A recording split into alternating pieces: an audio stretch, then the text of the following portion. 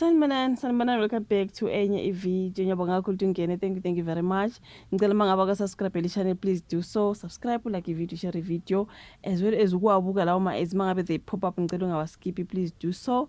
Watch those adverts. Kuyasiza kakhulu. Kunodaba nje nalolu kumayela noma uMamkhize nobaba uMpisane.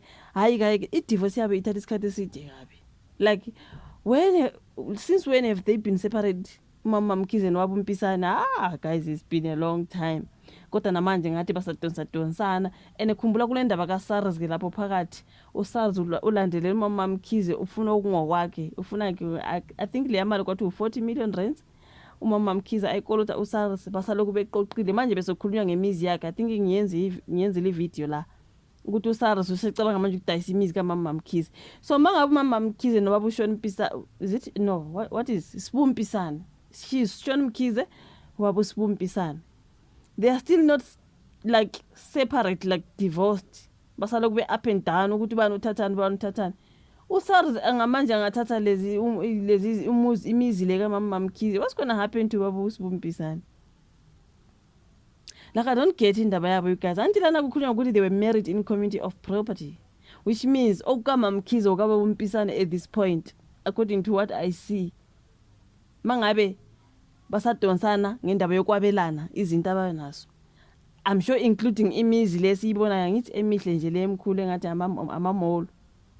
So baba uMpisane have got a share kule mizi. Ngiyakhumbula ngesikhathi kaSARS engena kaMamkhize kuma video nezithombe ezazivela kwakuthiwa kubonakala baba uMpisane hamba lapha ngokwathiwa hey uMamkhize uhlala esayidini waphela imkhulu le mizi ngathi imall.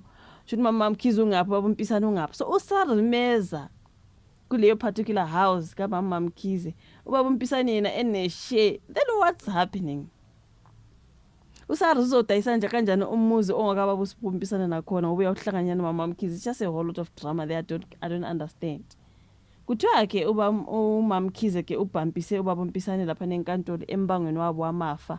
That's why ngikhuluma kanjena ngoba ngiyabona ukuthi kunombango wamafa lapha no guys, which means okaba uSbu Mpisane ngokaMamkhize bayakuhlanganyela. So uSARS yena uthathana ngokaMamkhize okungafaki ubaba uMpisane, which is not fair to this man because imagine uSARS mangathi I'm selling this house of which baba uMpisane nawe uyangena kulowo muzi. Hayi bafethu, like indaba yaba ngiyitholi kahle mina.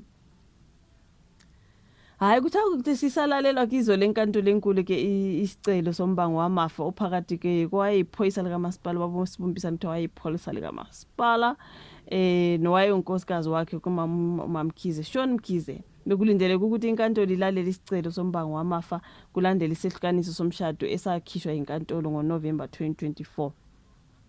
Okay, nokho kwagcina kungafinyelelwanga ekutheni bazohlukaniselana kanjani amafa. Abakahlukana, they are separate.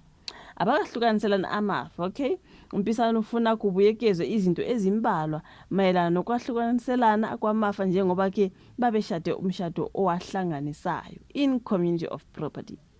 uMpisane ubonakale efika lapha nenkantolo ngethemba lokuthi udaba lakhe lizolalelwa. Nokho ubonakale eqhwetshwa ebizelwa ngaphandle abameli bakhe lapha nabemgqumuzo ukuyogqumuza okuthile mhlawumbe kuthemba kwesikhathi babonakala bephuma behamba.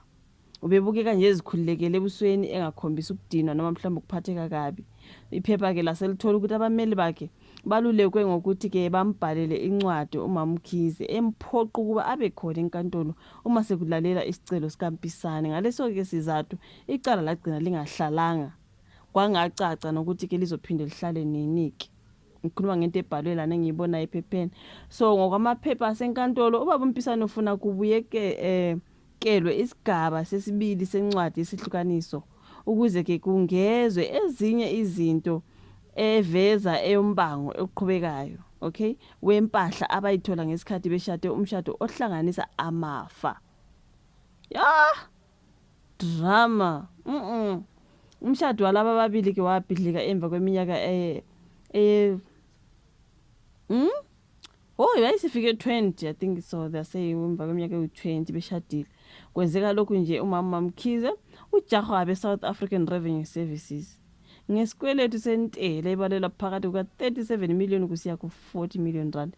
Ingakho ngithi mina manje makunjena kukhulunywa ngendaba yokwahlukaniselana amafa uma Mkhize ejahwa uSARS kanje kuthiwani ngoba umpisano wabantu cause iyamfaka naye phakathi manje makuukuthi uSARS uzogcina sephucuma Mkhize imizi leya and imizi leyana inobaba umpisano phakathi.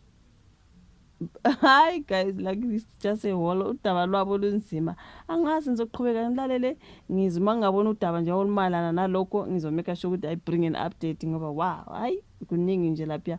Ngiyabonga kakhulu kodwa ukuthi ubuka ivideo ungakhohlwa ufaka notification bell yakho on, uya like, uya subscribe, uya share bese sihlangana kwelandelayo. Bye.